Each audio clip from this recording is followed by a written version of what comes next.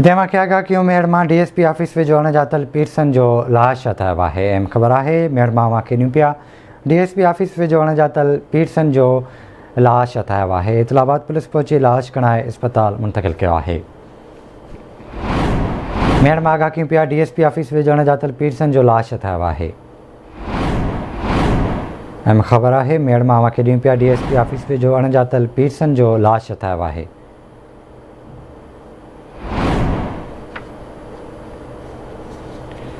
तव्हांखे आगाह कयूं पिया मेड़ मां DSP ऑफिस वेझो अणॼातल पीरसन जो लाश हथायो आहे। इतलाबाद पुलिस पहुची लाश खणाए अस्पताल मुंतक़िल कयो आहे। तफ़सील वठंदासीं मेड़ मां मंज़ूर मैसर खां। मंज़ूर आगाह कजो।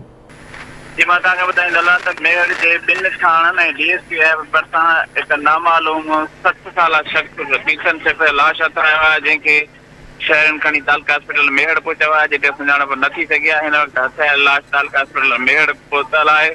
तालका हॉस्पिटल मेड़ जे डॉक्टरनि मूजिबि त हथियाल जेको लाश आहे हुन ते कंहिं बि क़िस्म जो तशदुद न आहे, जॾहिं त पुलिस पेपर पहुचण या लाश जी सुञाणप बाबति पोस्टमार्टम कार्य कयो वेंदो। जीअं बाद ही मालूम थी सघंदो त संदसि मौत जो कारण छा आहे। जी ठीकु आहे मंज़ूर, वॾी महिरबानी अवां जी तफ़सील खां आगाह करण लाइ।